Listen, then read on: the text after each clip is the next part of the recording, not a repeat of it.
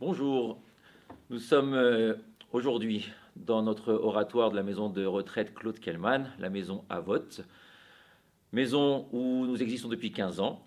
Et je tenais à présenter un tout petit peu cette maison auparavant, vous dire que nous avons des offices tous les matins, un cours à 6h30 de Mishnah Brura, suivi de l'office à 7h, et tous les Shabbatot, bien entendu, vendredi, samedi soir, et nous invitons à venir nous rejoindre dès que vous le désirez.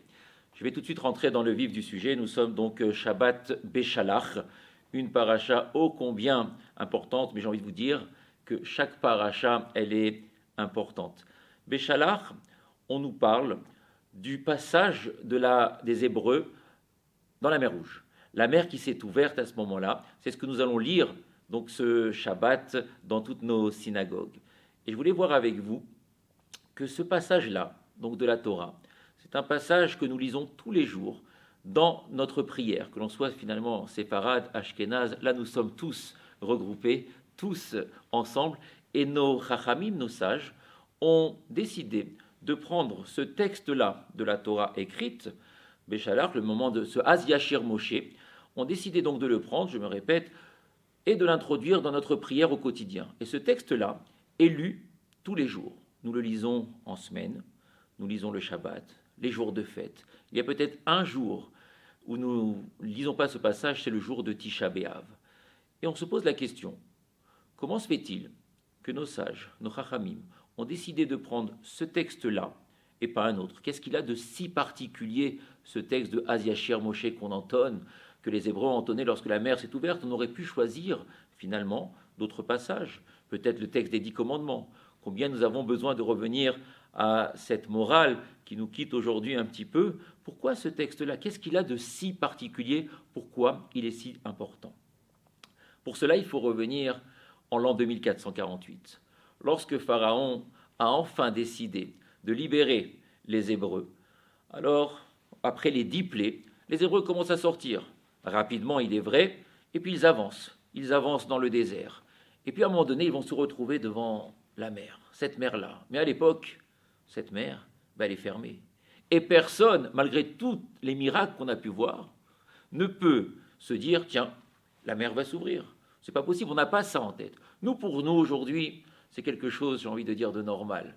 Pourquoi? Parce que ou nous avons lu le livre, ce qui est mieux, ou nous avons vu le film, où on a vu effectivement ce grand miracle de ces eaux qui s'ouvrent comme ça en 2, voire en 12, voire en 13, on en reparlera peut-être tout à l'heure. Mais en tous les cas, pour les Hébreux, à ce moment-là, personne ne pensait voir un tel miracle. Donc ils arrivent devant cette mer qui est fermée. Derrière eux, il y a les Égyptiens qui ont réfléchi. Toute l'Égypte, c'est marqué comme ça. Toute l'Égypte, c'est derrière, avec en tête le Pharaon. Ils ont décidé finalement de poursuivre les Hébreux. Pourquoi? Parce que finalement, ces Hébreux, ils étaient bien là-bas. On va les garder. Ça n'a pas suffi, ces 10 plaies. On va les garder. Ce qui fait que quoi? Les Hébreux, à ce moment-là, se retrouvent devant eux, il y a la mer qui est fermée. Derrière, il y a les Égyptiens. À droite, il y a des guerres. À gauche, il y a des bêtes féroces. Et puis on se sent perdu. Qu'est-ce qu'on va faire?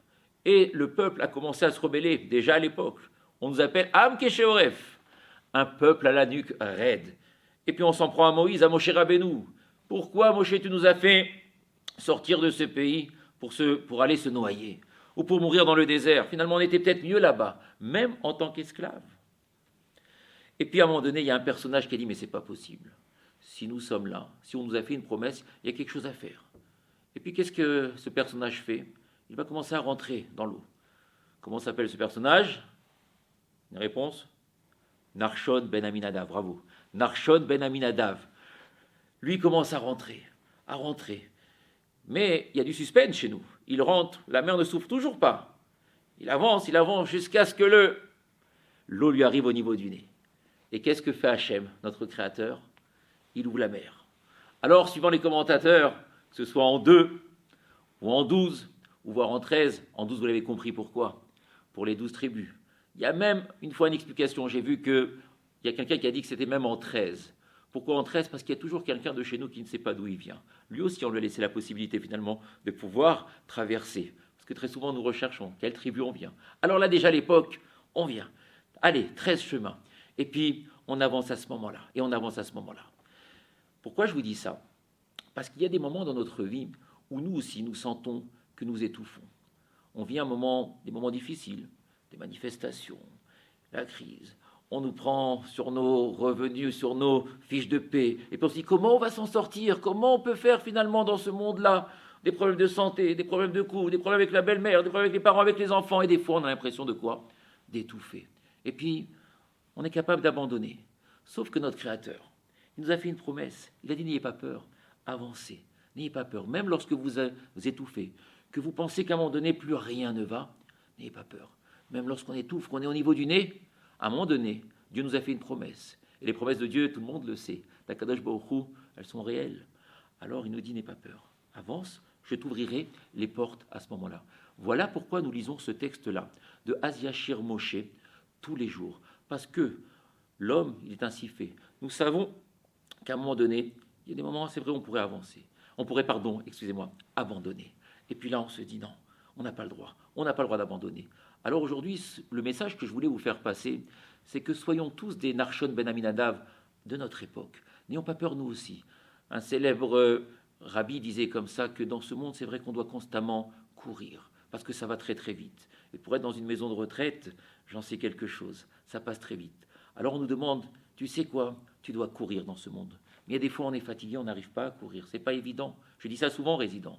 Tu n'arrives pas à courir, ok. Alors marche. Mais des fois, même marcher, je n'arrive plus. Parce que la vie a été tellement difficile. Ok, tu n'arrives pas à marcher, alors rampe, mais avance. C'était le message un petit peu que je voulais vous faire passer aujourd'hui. Nous aussi, nous devons courir, marcher, ramper, je ne sais pas, mais surtout ne pas désespérer. À l'image de ces Hébreux lorsqu'ils ont sorti d'Égypte, qui eux aussi n'ont pas désespéré, qui ont eu une foi extraordinaire. Et pour terminer, un petit mot, le Sfat Emet a dit une chose extraordinaire. Lorsque Dieu, Akadosh Baruch Hu, nous a fait sortir finalement d'Égypte, il y a eu 2 étapes. Il y a eu la première étape, qui sont les 10 plaies. Il a fait 10 plaies. Et on dit d'ailleurs dans les textes que Dieu est intervenu avec son doigt, simplement, pour les 10 plaies. C'était des petits coups qui étaient donnés aux Égyptiens à ce moment-là. Et puis il y a eu la deuxième étape, l'ouverture de la mer. Et puis on pose la question, mais est-ce qu'on avait besoin de ces 2 étapes? Est-ce qu'on n'aurait pas pu, après les 10 plaies, passer par un chemin sans passer par la mer? Est-ce qu'il était nécessaire de passer par cette mer-là? Pourquoi Dieu a fait en sorte que... Oui. Pourquoi? Parce que finalement, les Hébreux, quand est-ce qu'ils ont été vraiment libérés? Ils ont été libérés lorsqu'ils ont vu que les Égyptiens n'existaient plus, n'étaient plus là. Parce que tant que les bourreaux sont là, même si nous sommes libérés, et d'ailleurs nous avons été libérés d'une manière un petit peu à la sauvage, on nous a forcés à vite partir, mais on nous a vite poursuivis. Donc le fait de voir encore nos bourreaux derrière nous, alors on se sentait finalement encore esclave de ces personnes-là. Il a fallu attendre que Pharaon et toute l'Égypte disparaissent devant nous pour enfin pouvoir chanter Has-Yashir Moshe. Finalement, c'était un petit peu la 11e plaie, l'ouverture de la mer. Se dire que enfin, je suis libéré et physiquement et spirituellement. Parce que tant qu'ils étaient là, finalement, ils avaient aussi volé mon identité. Et aujourd'hui, je demande à tout un chacun, voilà, de reprendre son identité, de savoir, encore une fois, qui il est, et de faire attention surtout les uns aux autres. Une dernière phrase du Rabbi Nachman de Breslav, qui s'adresse à chacun d'entre vous, mes amis de la communauté. Le jour de ta naissance, c'est le jour où Dieu a décidé que le monde ne pouvait plus continuer sans toi. Et ça s'adresse, bien entendu, à chaque être humain. Chacun a quelque chose à apporter dans ce monde. Et peut-être que ce n'est pas mon devoir de parler de ça, mais nous avons un gala dans 2 semaines.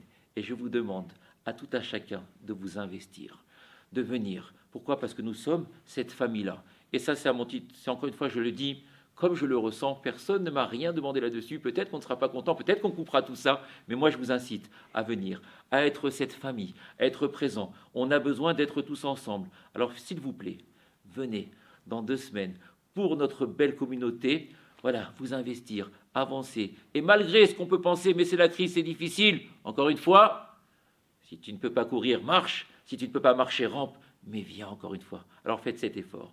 Mes amis, je vous souhaite un très bon Shabbat Shalom. Et puis une très belle fête de Toubi Shvat qui va arriver, et puis que vous soyez toujours, encore une fois, dans la santé, dans tout ce que vous désirez, Bezrat Hashem, avec l'aide de Dieu, et qu'on puisse, nous aussi, chanter ce Has-Yashir Moshe avec la venue du Mashiach. Amen.